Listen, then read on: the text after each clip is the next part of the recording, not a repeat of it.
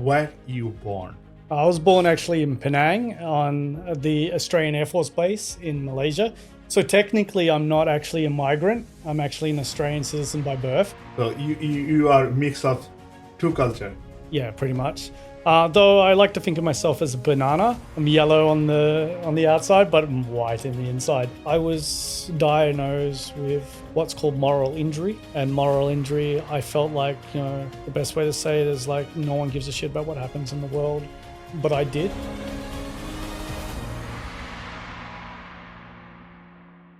Welcome to my podcast, My Migrant Soul. This is Imran Kashem, serial entrepreneur, formal journalist, and a personal branding expert. I am a migrant. I have a lots of a story. I believe every migrant, they have lots of unique story as well. It's come from coming a new country, struggle, coming from challenges, and they have also lots of success story as well. In this podcast, I'm going to interview successful migrant. They have lots of challenges, and they come to a point they feel like they have done a lot. Today, I have a very special guest.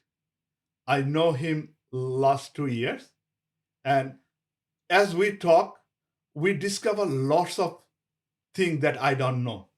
He is like an open book, but very much uh, he's a low profile. I think he don't want to tell what he does, or he don't want to tell this in the public. But finally, he agreed with me to interview and sharing his story. His name is Jake Simkin. He is a wire photographer, humanist, and he does lots of things. He In our story he will share. So I would like to introduce Jack with my audience. Well, hi there. I'm honored to be here on this podcast and talk about my story. What would you like to know? Jack, tell me where you born. I was born actually in Penang on the Australian Air Force Base in Malaysia. So technically, I'm not actually a migrant. I'm actually an Australian citizen by birth. But my mother, she's Malaysian.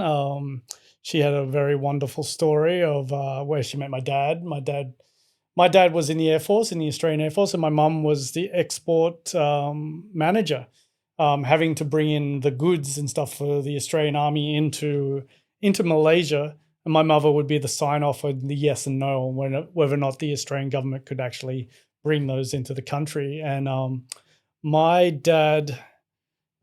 grandmother was actually coming to visit Malaysia and go see Penang as a tourist. And my dad didn't know anyone that could show her around. And so he asked my mum whether or not she could actually take my grandma around. So my grandmother went on the first date with my mother. It's the best way to put it. Yeah. So from then on, my dad was asked my mother out, and lo and behold, they obviously came to be. I was an Air Force RAF brat for many years. We lived probably in Malaysia for about 4 years. And then when my brother was born, we decided that we were going to try and move back to Australia. But my mother's always been very big in the Malaysian and Islamic community. So she's always been a bit of an entrepreneur. So she's worked on building restaurants and cafes and community sort of like centers, helped build the community mosque here in Werribee, and also look after migrant sort of like hubs, and for women who were fleeing domestic violence. So what are you telling? Like it's a blending of two culture, Malaysian and Australian. So you are mix of two culture. Yeah, pretty much. Though I like to think of myself as a banana. I'm yellow on the outside, but I'm white in the inside. Yeah, so growing up with Australian culture, I played football. I actually didn't really like football so much. I loved boxing. My dad was a kung fu instructor, and my dad did kung fu. And but I love Jackie Chan movies, so I was a bit of a dickhead. And so my dad made me still do some sort of martial arts. So I got into boxing, and I love boxing. And I have, boxing gloves as my tattoo on one of my hands. Um, and I end up falling in love with kendo and doing other martial arts as well. But yeah, I'm pretty much a white boy in an Asian boys sort of thing. But it was very difficult, sort of growing up with a mother who's very multicultural. Like, she's always setting me up, possibly with a Malaysian, prospective wife. And I was very resistant to my mother, and I was very rebellious, because I just kind of almost didn't fit in.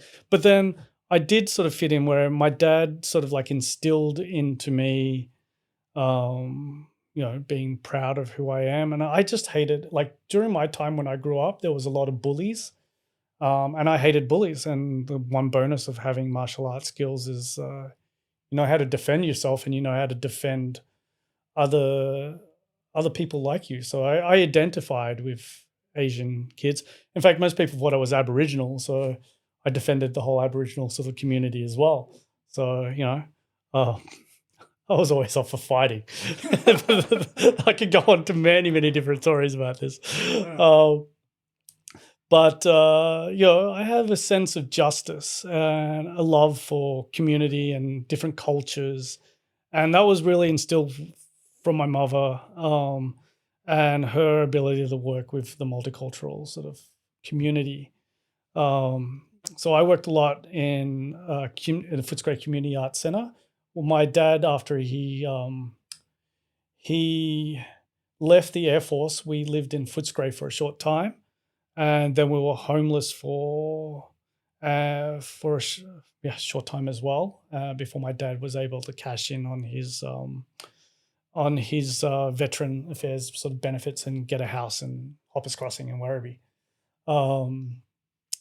But I always grew up amongst many different cultures, and I really was intrigued and wanting to learn about where people came from, and also just assist in building a bigger and better community. So I worked a lot at the Footscray Community Arts Centre, mainly in music and visuals, and video, and sort of I I had some really good teachers at Footscray City College, and they gave me the ability to be able to use cameras, video cameras, film cameras. I learned photography shooting on film.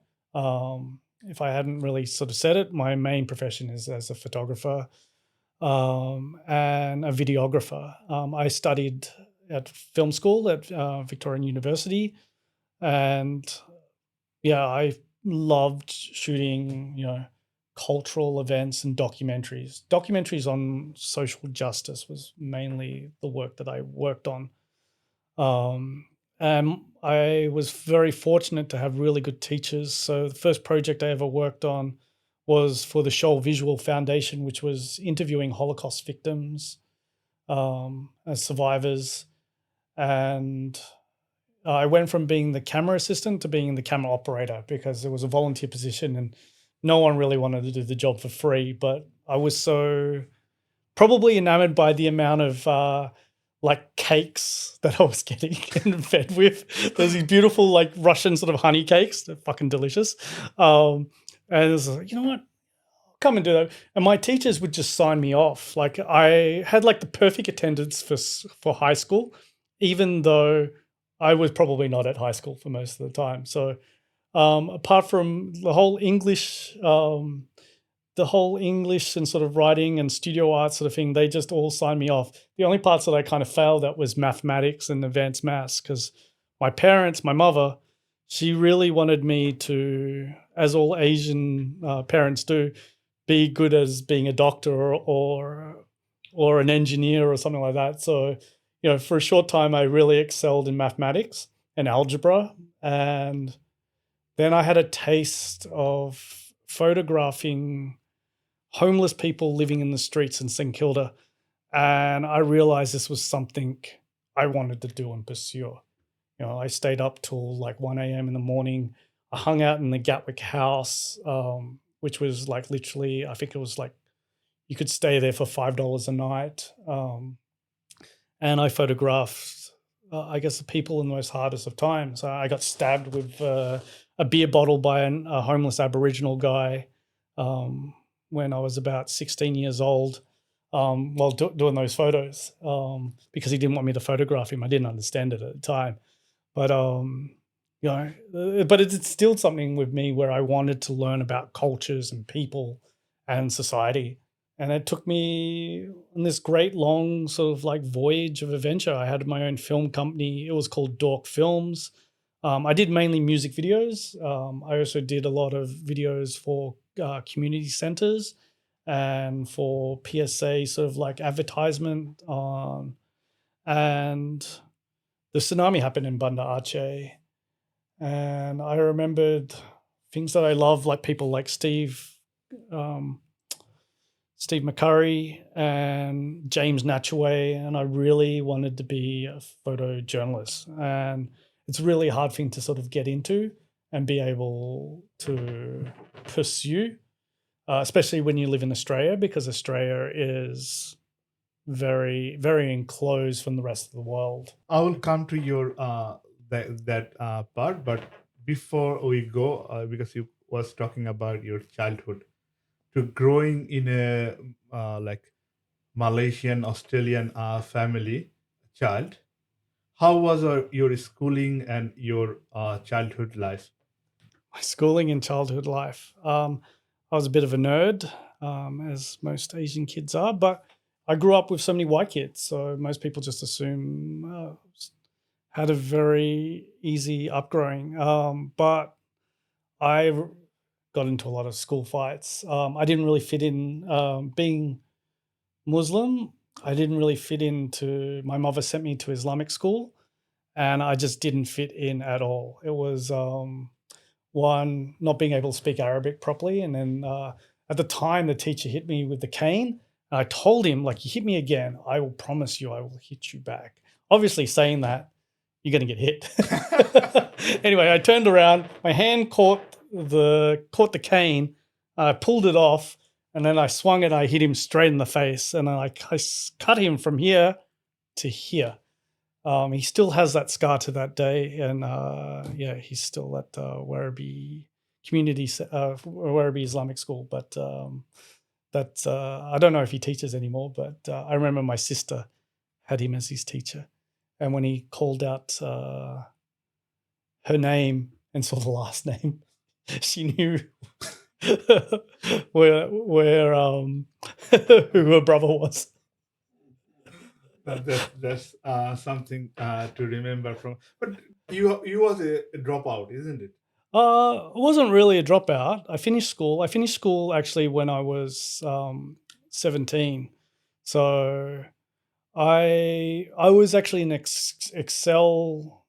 accelerated student. I actually went up a year. I missed out on grade 8 because I managed to bypass all of my scores. My scores were extremely high. And it was only till grade 11 that I discovered photography and film, and I discovered who I really wanted to be. And when you start professionally with the film and photos, when you started professionally in the early 20s, or you start late? I actually started I started photography and being a professional photographer when I was actually in school. So there was Beat Magazine, which was a photography magazine. They paid like $100 for the weekend. They gave all the rolls of film and also whatever video stock that you needed. And I would shoot Battle of the Bands really late at night. And I have to give some of my money to my dad to pick me up as the taxi driver, so I could go home at 2 a.m. from Fitzroy. But I was like I guess a little mini, I'm not, I could say like a mini entrepreneur. I'd find ways to make money because my parents always said, like, if you make money, you can have whatever you want. So, I really wanted to be a photographer when I was about 16, and I wanted the best camera, which was a Leica. And the Leica was going to cost me about $2,000 at the time. And yeah, I worked really hard. I took out every single job that was possibly on the weekends, whatever photography jobs. I shot photos for models. I worked for the Footscray Community Arts Centre and other art centres, shooting multicultural projects, going to expos and fetes and photographing events. And then I bought my Leica. So there you go for the camera.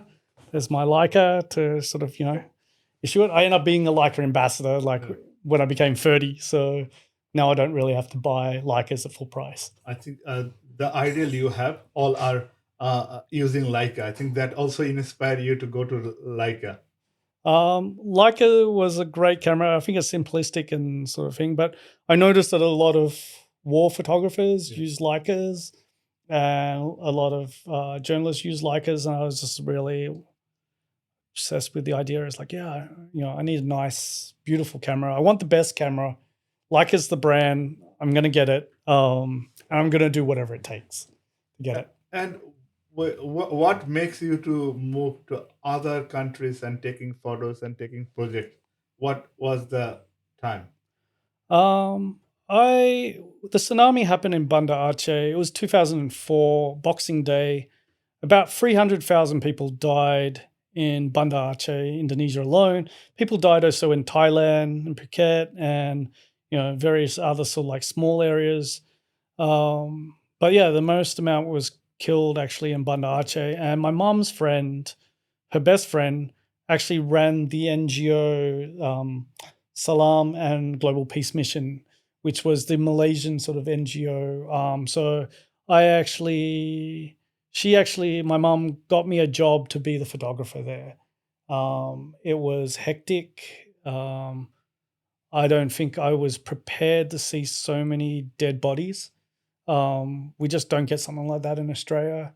And it was really difficult the first few weeks. I remember I couldn't really take photos of dead bodies. What I could do was actually lift them and put them into the truck so they could be in a mass burial. And I felt like that was the best thing I could do. I really found it hard to photograph tragedy. And it was interesting because I ended up going on the beach in Banda Aceh and I was crying. I said, fuck it, I'm going to go home. Like, I can't do this. Like, I can't do this job. It's so, I can't deal with this misery. And there was these 3 kids and they were playing on the beach and they were making sandcastles and having a fun time. And they asked me to take their photo. And I remember photographing this photo. It ended up being in a UNICEF magazine and front cover, and these kids are having an amazing time, a beautiful time. And, there's 5 kilometers of destruction and, and death and, but life goes on. And I was really into the idea of understanding what it meant to be a human being on this earth. And so I came home to Australia, I'm at the pub, drinking with my friends. I tell them all about the things I'd seen and done. I stayed in Banda Aceh for another 4 months. I had to come back because my housemates didn't pay the rent and I was going to get fully evicted from my house. So I was like, what the fuck? And I'm come back home. They fled. So they actually didn't pay the rent. They hadn't paid the rent for 4 months. Came back home, I organized, fixed, had to fix it all up with the real estate and promised that I would pay all of this back. They had moved back to South Australia, so it was difficult to get at them, but they finally gave me money back. I talked to everyone that I knew, my friends, and no one was really interested in what I'd seen and what I was interested. Like, I read the news and I keep up to date, and I'm interested in world politics and what is happening in the world. And I just felt like I was so far away from everything being in Australia that I needed to go and see what it meant to actually live on this earth. Because life here in Australia is really easy. There is struggles. Without a doubt, there's homelessness. There is, people living, paycheck to paycheck. There are all of these troubles and stuff, but we have a great system at the end of the day where we can sort of get out of debt or we can get out of problems. We do have government systems that can help us. But, you go to somewhere like Afghanistan, there is no one to help you. There's no Centrelink. There's no Medicare. you have to find a way to make money. I really was interested in how these people sort of like lived. There was a documentary on women's rights around the world. It was called Finding Bibi. And I ended up working on this documentary, and then I finished up in India, and I decided I wasn't going to go home. And I just bought a Royal Enfield. I bought this motorcycle and I just rode around India. And I worked for different NGOs just for really just accommodation is what I really needed.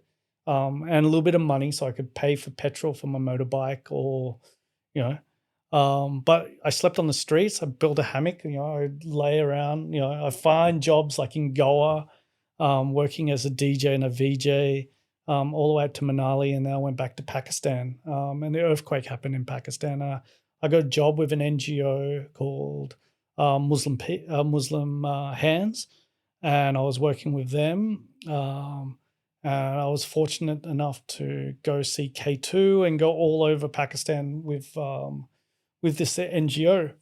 And then I came back home because my mother was sick, and try and help her with money and look after the family. And I was actually really fortunate where one of my friends, his name's Wally DeBacker from the band Gautier, had suddenly become famous and needed someone to do VJing and doing the backdrops for his videos, but also in the live concerts. So I got to be live in concert and got to be this rock star, I guess. And it was incredible. It was like I had a job to go back to when I came back to Australia, but I still was hungry for more. And this guy who was a friend of the documentary that I worked on, women's rights, his name was Sabor. He was looking for somebody to come to Afghanistan to do a documentary, a travel show. And literally I was in the meeting for more than 2 minutes, and he goes, "You're the guy I want to come to Afghanistan with." And yeah, I ended up being in Afghanistan. It was a 6 months sort of contract, I guess, and I ended up being there for 6 years. And it was the most craziest 6 years of my life. And it's just adventurous. I helped build NGOs like Skaterstan, teaching kids skateboarding. I helped work with a women's boxing team, and I also helped set up disabled basketball. There's just like some of the achievements, but Afghanistan was like this place where you could do things for the first time for people, and just the gratitude that I got just made me want to stay. I mean, it's a really fucking hard place to live in, and I would definitely describe Afghanistan as an abusive husband. He'll be like charming and beautiful at one thing, and one time it's just fucking kick your ass. And he's like, "Fuck it, I'm going home. I'm going somewhere else. Fuck Afghanistan." And then you'd be away for 6 months. You go, "Oh, look, come back." I'm sure he's okay. I'm sure he's gotten better. Maybe I'll come back. And life is sweet for a few more months, and then damn, it's fucking hard. But yeah, from there I was looking to travel. I had met some really amazing journalists that had been killed in Syria, and I really became invested in the Syrian conflict. I found a place to live in Istanbul in Turkey, and I became an expat in Istanbul. And I covered Syria, in the most hardest of times, and a lot of people were being, kidnapped, being killed by ISIS, and it really made it impactfully really hard, and everyone sort of pretty much disavowed me as being a journalist because I was willing to accept this sort of fate. It was good in the sense because I came from a Muslim background. I understood Islam, and I understood militants, and the reason why people fight jihad.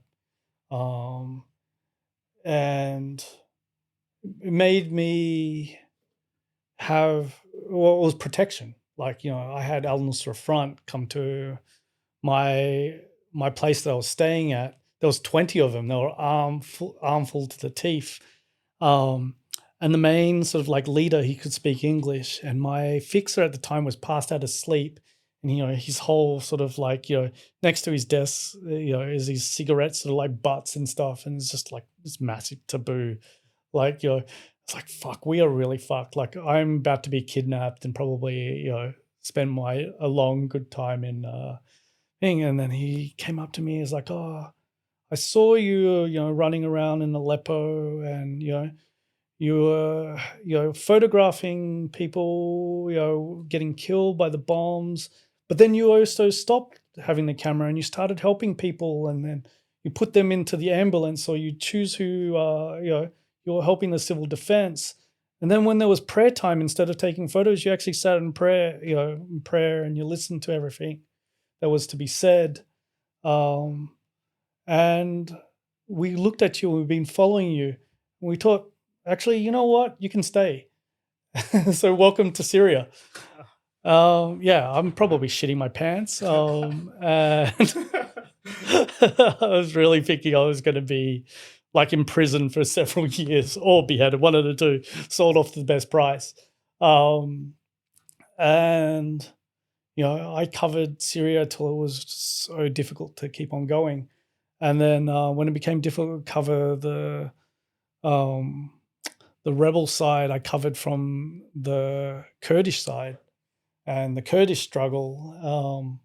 I was really hoping that the both sides would unite together, fight against the Islamic State, and then hopefully Bashar Assad. But I'm quite actually happy that Syria is free now from the dictator Bashar Assad, and that hopefully there's peace. And I'm hoping that I can actually go there. Hopefully in a few months, I'd like to go there and with my fixers and stuff, and see whether or not they want to live in Syria, or they want to, I mean, they have their residencies for living in Turkey and living in Germany. So not necessarily they have to go back to their country. They got their citizenship, but I'd like to find out whether or not what they think of their country and whether or not there is a home there for them. You see some people you're talking, and after half an hour, they are no more. Yeah. And you feel like, okay, is this the person? Where is this person gone? Killed? Or you see his dead body lie in front of you. Did you see this type of scenario, and how you mentally overcome from there? Um, I think you can remember their stories and you remember their image. When I talk about it, people feel that I feel like it's cold or I'm painting a picture. I think maybe that's the way that I process it, because it's still photographing images and keeping images. It's really hard when you actually really know and got to love people. Um, when you get to know them, you feel something. You feel whether or not justice had been served. You feel shock and you feel sadness, but ultimately they've gone to heaven, or they've gone. They're no longer be a part of suffering anymore. You Um, I was diagnosed with what's called moral injury. And moral injury, I felt like, the best way to say it is like no one gives a shit about what happens in the world, but I did. And the further that I was away from everything, the more depressed I would be. Like I would be here, like speaking to you, or we'd go out to a party or something. And in my head, something would trigger, and I go, I wish I was not here. I wish I was in Syria. I wish I was in Afghanistan. I wish I was helping people, find their dreams, find their passions, find some way to voice themselves, to voice people's sadness, to be anywhere but anywhere than in me enjoying myself or finding my own peace, sort of thing, if that's where the best way to put it. But I knew I couldn't do it for long enough. If I kept doing it and I kept being there, my risk factor would be so high that I would possibly die. One of my favorite photojournalists is Salgado, Yeah. and I was listening to his interview. He said once upon a time he see blood, he see like people dying in front of him, and he can't, like, there's something happening inside, but doctor can't find out.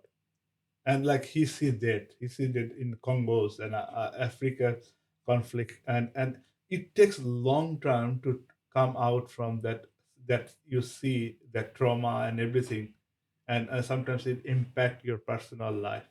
Is it happen to you as well? I don't feel like blood and death really traumatize me. Suffering and pain does. The the idea, once you passed away, you passed away, but your mother's like, crying, your family is crying, the things that you, as a person that has passed away, the people around that person has to deal with that grief. That is what I feel more.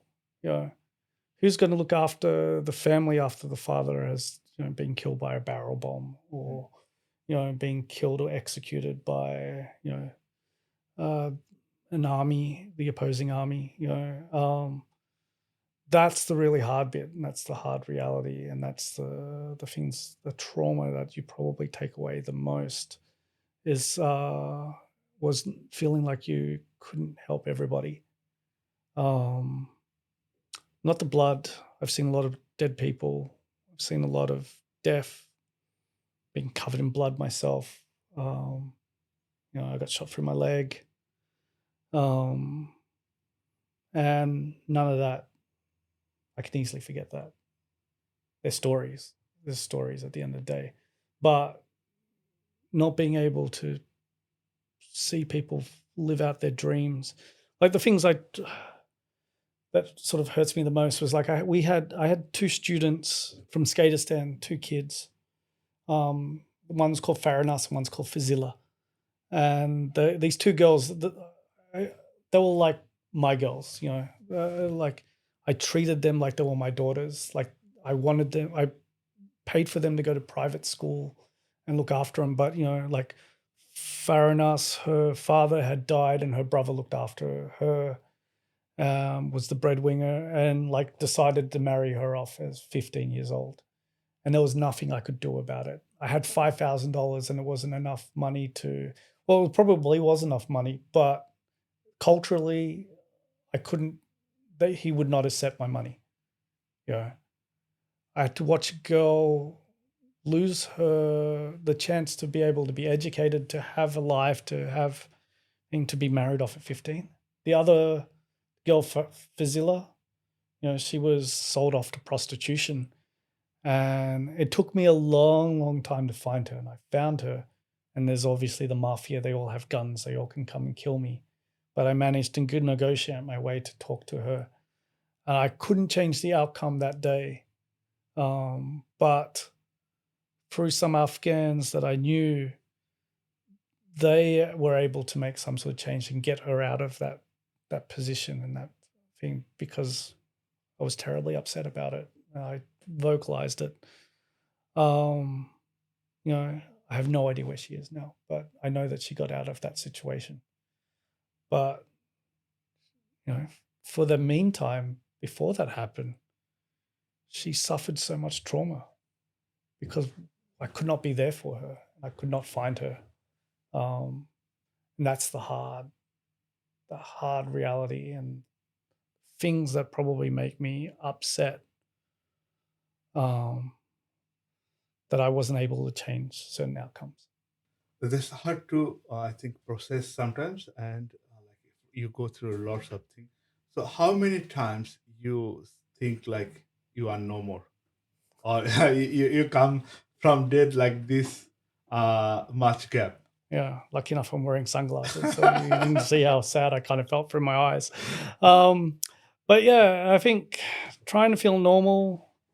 I mean, that's what I'm trying to do these days, is try to be normal. I come back home to live in Australia, and leave that sort of thing behind. It was really difficult because the first time I came back just before COVID. Life was good, getting my life back together. I loved motorcycles, was a motorcycle tour guide, and I was making content and videos on motorcycles, and and then COVID came, and I found myself being a real good professional playing Call of Duty. Lucky enough, managed to do Uber Eats and small other jobs. But I ended up getting a book deal to make a photo book in Afghanistan, and went there, and the Taliban took over. And I decided that instead of going back to COVID Melbourne, I would just live in Afghanistan under the Taliban rule. It was much better, I think. But feeling normal, yeah, it's a hard one. I feel much better in life. I accepted that.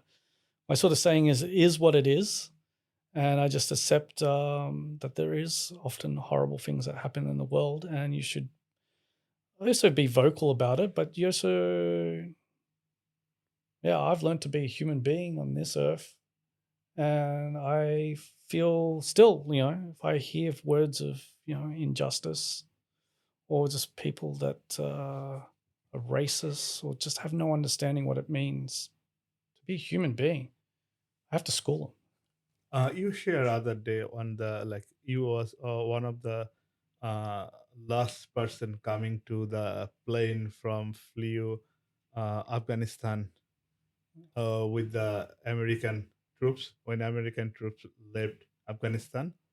You was Oh, one of them. How you managed that, and what was the situation there? Because we well, we see everything in the television, like people are in the plane or people thousands of people waiting in the airport when uh, American troops left Afghanistan. I was there when the Americans came. Taliban took over. They took over with no problem whatsoever. There was not a single fight. There was not a single showdown, shootout. Taliban rolled in. They rolled in. It was funny. I was like, I say it was like the barbarians came to the gates and like broke in. But my 6 months there, I kind of learned a lot about them, and learnt from the trauma that they have come from as well. There's certain things I can't forgive them, but I understand them much more having spent 6 months there. Um, but getting back to the story, it was chaos. Like literally, the airport, there was hundreds of thousands of people trying to get in, to get inside, to go to safety. And my key goal was to make sure my students from Skaterstan, that they were made able to leave the country.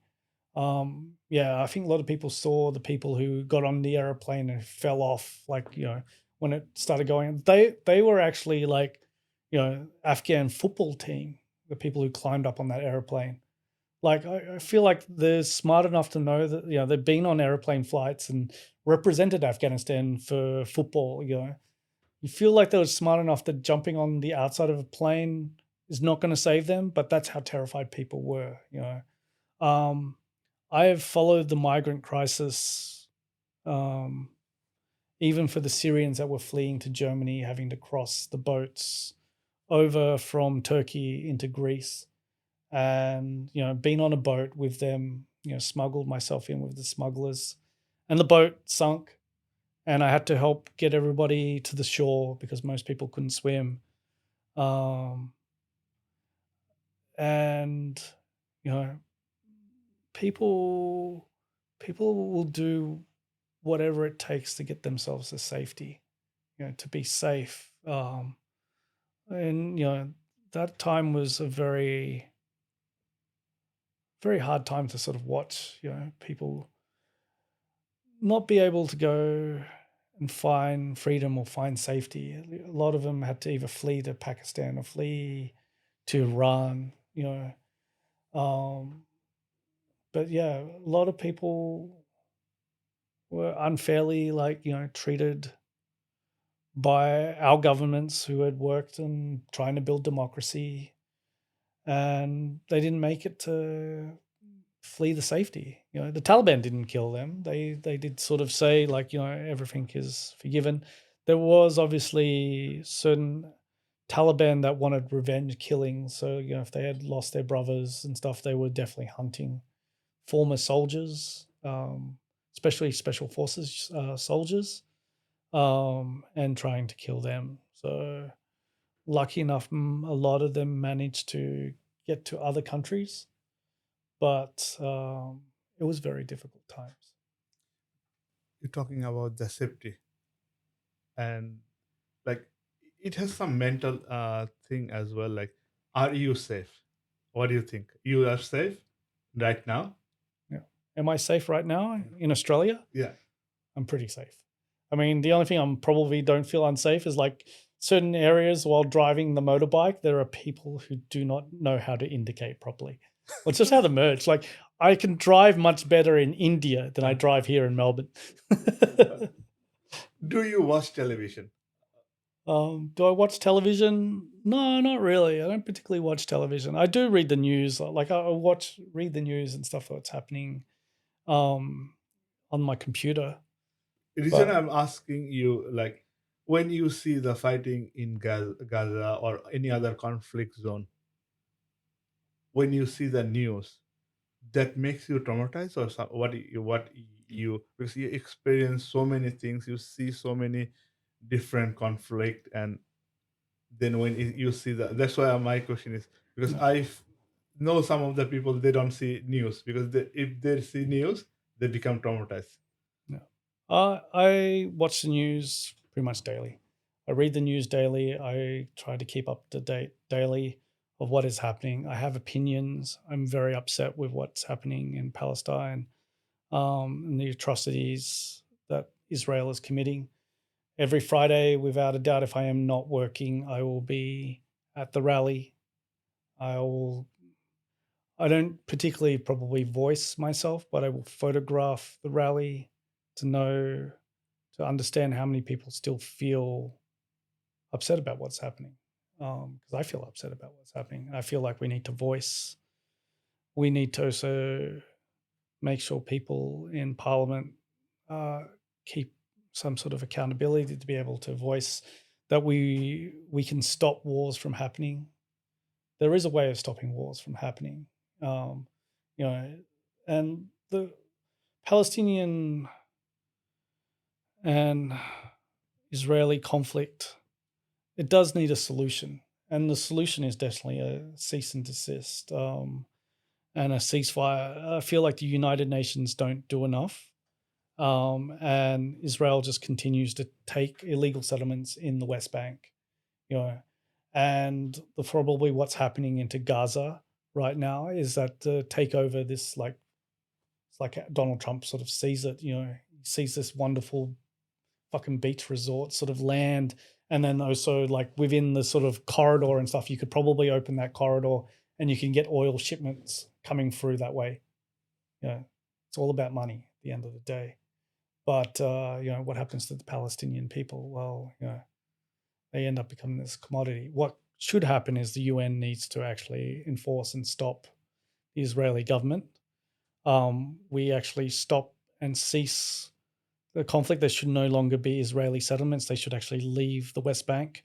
And these areas would be able to be under the sort of corridors for Egypt and Jordan to sort of manage. And the whole international community would be able to manage it. And Israel can just leave the affairs or leave to the actual international community to look after. Um, we keep on sending, you know, when this war is finished and stuff, the way I guess the US or international would have to probably see it is like they would bring all the cement and all the materials and stuff to Israel first before distributing stuff that needs to come from Egypt and it needs to come from Jordan. And Israel will just needs to sort of step back and go, you know, this is the way it is. Um, Makes it difficult, obviously, corridor to sort of go across. But you know, most people don't realize that Palestine doesn't have an airport. It doesn't have It doesn't even have a port. It's reliant on Israel. Its money is its shekels. It shouldn't be like this. What do you think about the Australian government in this conflict? I know like US has a ally with Australia, and sometimes what US tell they listen the same thing. And like in this conflict zone, you come as a like Australian, you see that thing. What do you think, the Australian government is on the right track, or what you feel like? Australia is definitely on the fence. they're realizing it's not going to win. It's not going to win elections. They're going to, you know, they're going to backslide if they don't do well in being able to sell arms or intelligence to Israel. We should not have warships out near Cyprus and the Mediterranean to sort of work on intelligence sort of gathering for the Americans and the Israelis. We had, like, for example, China wandering around their warships and stuff around New Zealand and Australia. Now, we could have easily gone and intercepted them, but no, our ships are actually, helping out with the Israeli conflict. I know this because I have Navy friends who are out there at this current moment. But yeah, we should not be having to deal with Israel. I'm sure they probably have large lobby groups here lobbying. We should not, be giving them any money from our taxes. Americans, like, if you look into their sort of tax things, they've given over, spent over each person five or so, $1,000, to the war machine.